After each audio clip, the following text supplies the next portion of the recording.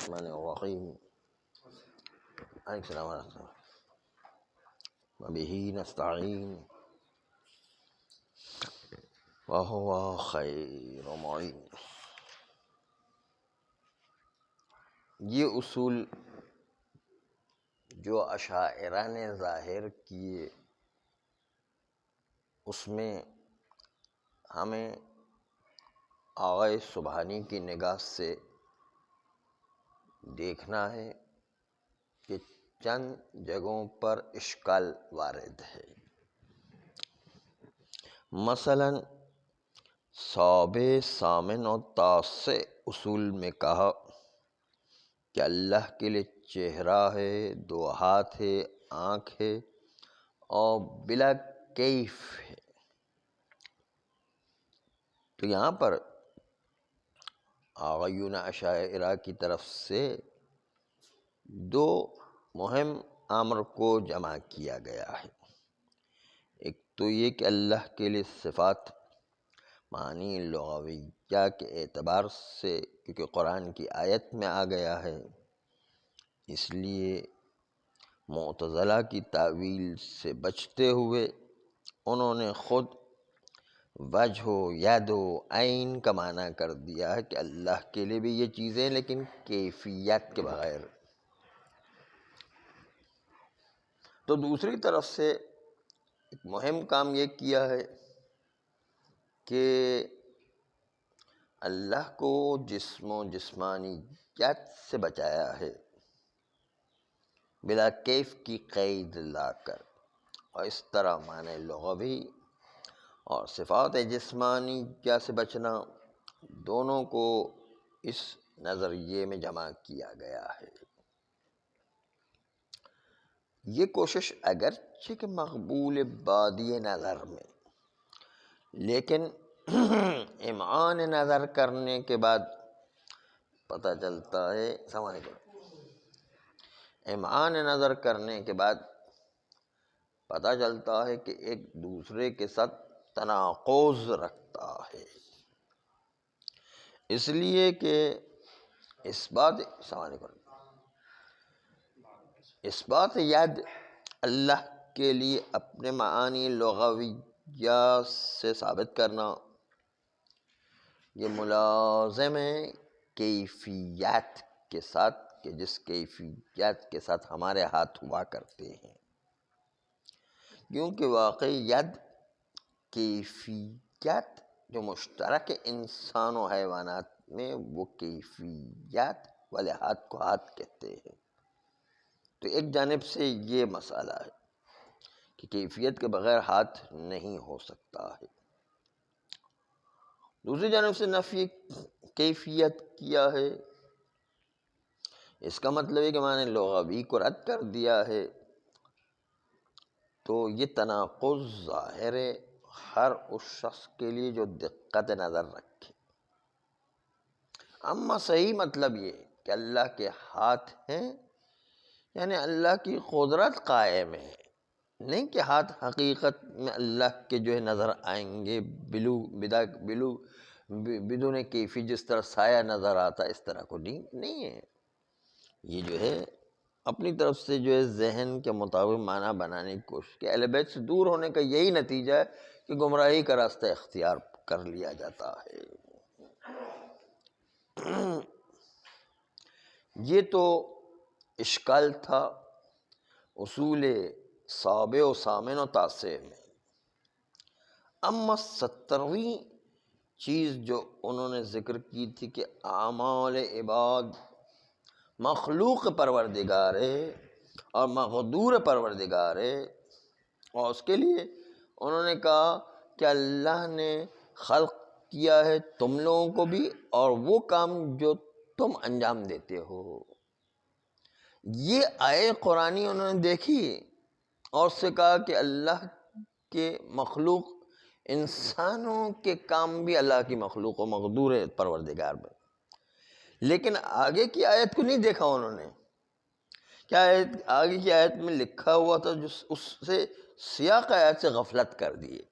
کیونکہ آگے کی آیت میں ماء موصولہ جو ہے اس میں مراد کچھ اور لیا گیا، ماء موصولہ سے مراد اصنام ہے، نہ ہر کام جو انسان انجام دیتا ہے۔ بتوں کے بارے میں بات تھی، یعنی تمہیں بھی اللہ نے خلق کیا، اور تم جو بت بناتے وہ بھی اللہ کی خلقت ہے، اس لیے کہ مٹی اللہ کی، پانی اللہ کا، سب کچھ نقشہ اللہ، تمہارا ذہن کا، تم جو کام کرتے ہو سب اللہ کا ہی ہے، سب اللہ کی مخلوق ہے۔ دیکھیں اس سے پہلے والی آیت یہ تھی، قال اتعبدون ما تنحتون، کیا تم عبادت کرتے ہو اس چیز کی جس کو تم نے اپنے ہاتھوں سے بنایا ہے، واللہ خلقکم وما تعملون، اللہ نے تمہیں بھی خلق کیا اور وہ چیز جس کو تم خلق کرتے ہو، جس کو تم بناتے ہو۔ یعنی بتوں کو بھی جو ہے بتوں کی طرف اشارہ تھا، نا کہ انسان کے سارے کاموں کی طرف اشارہ تھا۔ انہوں نے سمجھا انسان کے سارے کام بھی اللہ کی مخلوق ہے، اللہ کے مقدور ہے، یہ جو ہے اشتباہ کر دیا انہوں نے۔ تو پہلی بات تو یہ کہ ہاتھ، پیر، آنکھ اور دل اور یہ جو چیزیں اللہ تعالیٰ کے لیے ثابت کیا ہے بلا کیف، اس پر اشکال وارد تھا۔ اور دوسرا اشکال کہ انسانوں کے افعال اللہ کی قدرت میں، یعنی انسان مجبور ہے، وہ ثابت کرنے کی کوشش کی۔ انسان کے افعال جو ہے مقدور پروردگار نہیں ہے، بلکہ انسان خود انجام دیتا، قدرت انسان میں ہے۔ بلکہ ہم تو ماں بین کہا کرتے ہیں نا، بالکل کلی طور پر سمجھ کرتے ہیں، کلی طور پر جو ہے ہم بیان نہیں کرتے۔ بس یہ دو نظریات، اس میں اشتباہ آ گیا ہے اعین اشاعرہ کی طرف سے۔ اسی طرح 21واں اصل جو انہوں نے پیش کیا ہے کہ ہم تدین رکھتے ہیں اس بات پر کہ اللہ کو روز آخرت آنکھوں سے دیکھا جا سکے گا۔ یہ تعبیر اس بات کی کہ اگر آنکھوں سے دیکھا جائے تو اس کا مطلب یہ کہ ایک جہت میں اللہ متحیز ہو جائے گا، متحیز ہے، ایک جگہ گھیر کر کے ایک جگہ پر نظر آئے گا، اور متحیز پروردگار عالم میں نہیں ہو سکتا ہے۔ اس کا مطلب روز قیامت اللہ کو یا تو ہم کل کا کل اللہ دیکھ سکیں گے یا اس کا کچھ حصہ دے سکیں گے۔ اگر کل کا کل ہم اللہ کو دیکھ سکیں تو اللہ متحیز ہو جائے گا، وہ متحیز ہونا مخلوقات کی صفت ہے، اللہ کی صفت نہیں۔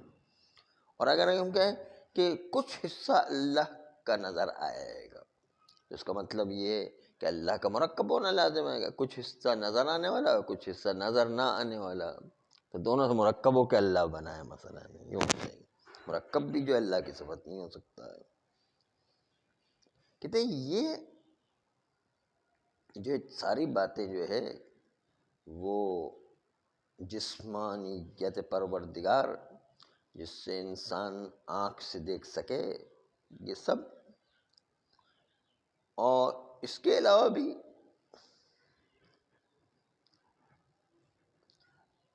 یہ سارے وہ عقائد یہودیہ ہیں کہ جو اسلام میں وارد کر دیے گئے ہیں، اور اسلام میں اس طرح وارد کر دیے گئے ہیں کہ اسی عقیدے پر روایات کو ڈھالا گیا ہے، عقیدہ بنایا گیا روایات جھوٹی سے، اور اس روایات کو پیغمبر کی طرف نسبت دے دیا گیا۔ یہ اصل میں یہودیوں کے عقیدے ہیں بہت سارے، جو ہمارے اسلام کے اندر جو ہے ڈال دیے گئے ہیں، وہ بھی تحریف شدہ یہودیوں کے عقیدے ہیں، اس لیے اس پر بھی اشکال وارد ہے۔ اور چوتھا جو اشکال وارد ہے وہ 50ویں اصل میں کہ ہمیں ائمہ یعنی خلفاء ان کی اطاعت کرنا چاہیے، اور مسلمانوں کی نصیحت سننا چاہیے، یعنی اجماع کی اتباع کرنا چاہیے۔ یہ بھی کلام ایسا ہے کہ مطلق قبول نہیں کیا جا سکتا ہے، خلفاء کی مطلقاً ہر بات مانیں، جبکہ خود ابو الحسین ملتی نے کہا ہے کہ لازمی ہے کہ عوام صبر کرے سلطان کے پرچم کے تحت، چاہے وہ عادل ہو چاہے وہ جائر و ظالم ہو، اور امراء کے پرچم سے ہم تلوار نکال کر خروج نہیں کر سکتے ہیں، اگرچہ کہ بادشاہ یا خلیفہ جائر ہی کیوں نہ ہو۔ یہ صاف بتا رہے ہیں کہ ظالم اور جائر بادشاہوں کے خلاف بھی قیام نہیں کیا جا سکتا ہے۔ یہ آپ دیکھیں، پھر احمد ابن حنبل جو ہے اپنے رسالے میں یوں لکھتے، وہ بھی یہی تقریباً لکھتے ہیں کہ ظالم اور جائر بادشاہوں کے خلاف بھی قیام نہیں کیا جا سکتا ہے۔ اس لیے جو ہے ان لوگوں کے مطلقاً اطاعت کی بات ہے، اجماع کے اعتبار سے بھی اور خلیفہ کی اطاعت کرنے کے اعتبار سے۔ اب احمد ابن حنبل کے کلام سنیں، کہتے ہیں سمعاً و طاعتاً ائمہ اور امیر المؤمنین، چاہے وہ امیر مومنین نیک شخص ہو، چاہے امیر المومنین فاسق و فاجر شخص ہو۔ امیر المومنین بھی کہہ رہے ہیں، فاسق و فاجر بھی کہہ رہے ہیں، ہاں یہ دونوں کلام کو جمع کر رہے ہیں، یہ احمد ابن حنبل کے کلام کر رہے ہیں۔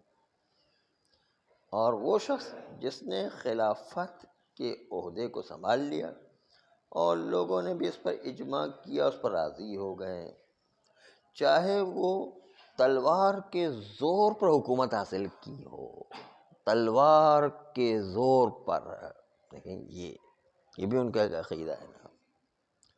اور اس کا نام اب امیر المؤمنین پڑ گیا ہے۔ ظالم بادشاہ ہے، تلوار کے زور پر حکومت لے لی، اب وہ امیر المؤمنین بن گیا۔ ملا عمر کو امیر المؤمنین اسی لیے کہتے تھے کہ وہ تلوار کے زور پر امیر المؤمنین بن گئے۔ اور ان کے جتنے بھی پرانے جھگڑے ہیں اس کو درگزر کر دیا جائے گا، چاہے فاسق ہو چاہے نیک انسان ہو، روز قیامت تک اس کے جھگڑوں کو وہ ہم چھیڑیں گے نہیں۔ یعنی اور اقامہ حدود انہی خلفاء اور ائمہ کے ہاتھ میں ہوگا، اور کسی کو حق نہیں ہے کہ ان پر کوئی طعنہ دے یا ان سے تنازع کرے۔ اور صدقات بھی ان ظالم حکمران کی طرف دیے جا سکتے ہیں، جنہوں نے بھی ان کو صدقہ دیا تو وہ صدقہ یعنی زکوٰۃ و خیرات و دوسری چیزیں جو ہے وہ کفایت کرے گی ان سے، چاہے وہ نیک خلیفہ ہو چاہے فاسق و فاجر خلیفہ ہو۔ اتنی صریح بات لکھ رہے ہیں ہم۔ نماز جمعہ بھی اس کے پیچھے پڑھیں گے اور ہر ولی امر کے پیچھے پڑھیں گے، چاہے فاسق ہو چاہے عادل ہو۔ اب جب خلیفہ کے پیچھے جماعت و جمعہ قائم ہو گئے، سمجھ جمعہ جب قائم ہو گئے، سمجھ تو یہ عجیب بات ہے کہ جب جو ہے خلیفۃ المسلمین نے جمعہ قائم کر دی تو اس کے بعد کوئی اور اعادہ کرنا چاہے تو بدعت ہے۔ کوئی جو ہے دوبارہ احتیاطاً پڑھنا چاہتا ہے تو بدعت کا کام ہے، کہیں گے یہ رافضی ہو گیا ہے، نہیں یہ جو ہے وہ کافر ہو گیا، جاہلیت۔ اچھا اس میں لکھا ہے کہ جاہلیت کی موت مرتا ہے۔ پھر آثار سلف کی مخالفت کر رہا ہے اور رسول صلی اللہ علیہ وسلم کی سنت کی مخالفت کر رہا ہے۔ جس نے بھی خروج کیا امام مسلمین پر یعنی خلفاء پر، جبکہ لوگ اس پر جمع ہو گئے تھے اور ان کی خلافت پر اقرار کیا تھا، کسی بھی وجہ سے، چاہے ظلم و جور کے ذریعے سے، غلبہ کے ذریعے سے، تلوار کے ذریعے سے حکومت حاصل کی ہے، بس یہ خارج ہو جائے گا عصائے مسلمین سے، یعنی دائرے مسلمین سے خارج ہوگا،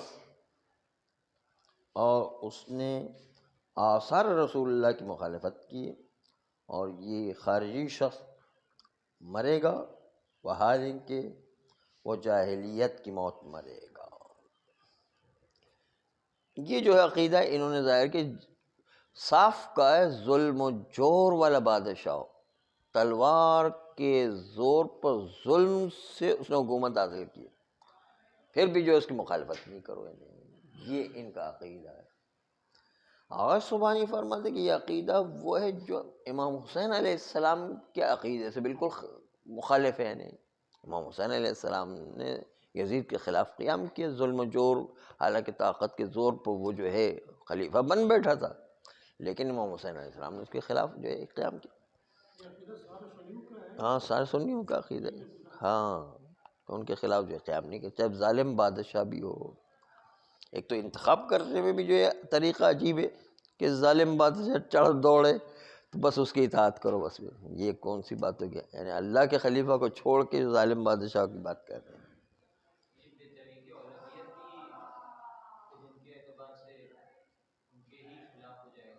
جی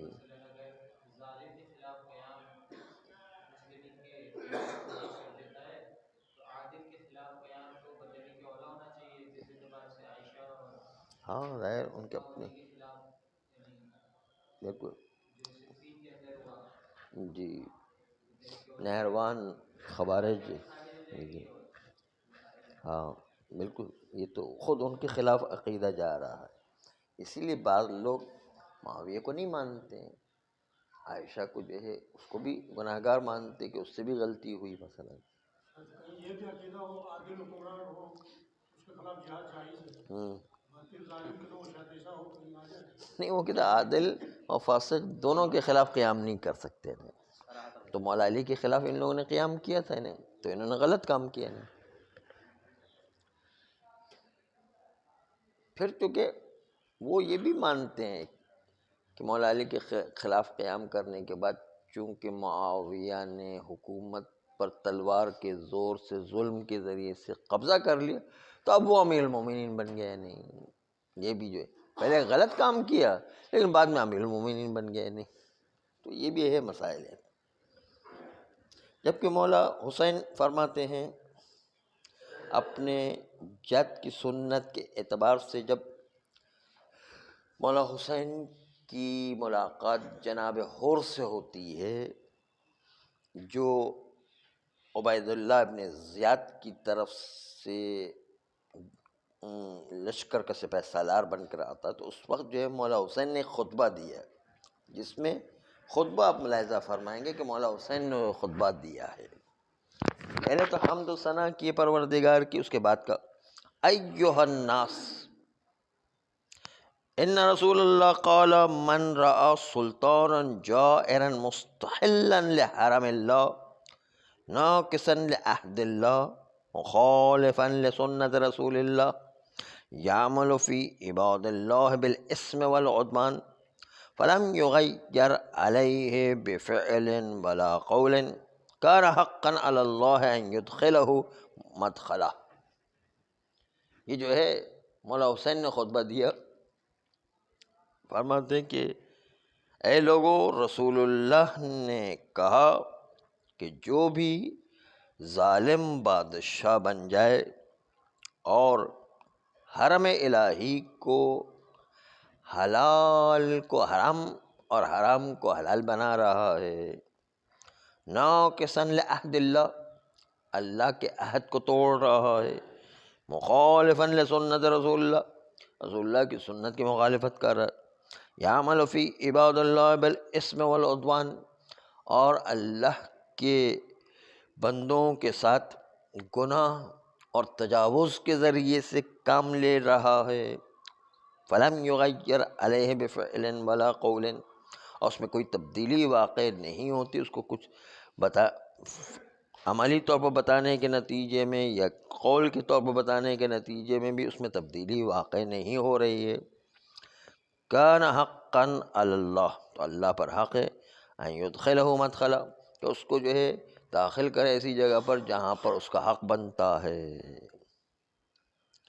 الا وان ہؤلاء قد لزموا طاعۃ الشیطان، مگر یہ کہ یہ لوگ اطاعت کر رہے ہیں شیطان کی، وترکوا طاعۃ الرحمن، اور اطاعت رحمان کی کو ترک کر رہے ہیں، وَأَظْهَرُوا الْفَسَادَ اور فساد کو ظاہر کر رہے ہیں، وَعَطَّلُوا الْحُدُودَ اور حدود الہی کو معطل کر دیے، وَاسْتَأْثَرُوا بِالْفَيْءِ اور اپنی مرضی سے فے جو انفال کا مال ہوا کرتا ہے اس کو استعمال کر رہے ہیں، وَأَحَلُّوا حرام اللہ اور حرام خدا کو حلال بنا رہے ہیں، وَحَرَّمُوا حَلَالَهُ اور اللہ کے حلال کو حرام بنا رہے ہیں، وَأَنَا أَحَقُّ مَنْ غَيَّرَ اور میں زیادہ مستحق ہوں اس سے جو اللہ کے حدود میں تبدیلی کر رہا ہے۔ یعنی مولا حسین نے اپنی خلافت کا اعلان کر دیا، گویا انا احق میں زیادہ مستحق ہوں، من غیرہ جو دین میں تبدیلی کرا اس سے تو میں زیادہ حقدار ہوں، تم لوگ جو ہے کیوں یزید کی حمایت میں میرے خلاف آئے ہوئے ہو۔ یہ تھا۔ تو آپ نے دیکھا کہ مولا حسین ظالموں کو قبول نہیں کر رہے ہیں، جو شریعت کو تبدیل کر رہے ہیں اس کو قبول نہیں کر رہے ہیں، اور جو ہے وہ کہہ رہے ہیں کہ ان کے خلاف قیام کیا جا سکتا اس سے تو میں زیادہ حقدار ہوں۔ بس پتہ چلا کہ یہ عقیدہ جو اہل سنت کا ہے کہ ہر ظالم بادشاہ کے پیچھے بھی چلو، اس کے پیچھے نماز جمعہ بھی پڑھو، اس کے پیچھے نماز جماعت بھی پڑھو، اور اس کے پیچھے اطاعت بھی کرو، اس کے خلاف قیام کرنا بھی ممنوع ہے، یہ عقیدہ ہمارے عقیدے کے بالکل خلاف جا رہا ہے۔ ہمارا عقیدہ ہے کہ ظالم بادشاہوں کی تو اطاعت ہو ہی نہیں سکتی ہے۔ صلی اللہ علیہ وسلم۔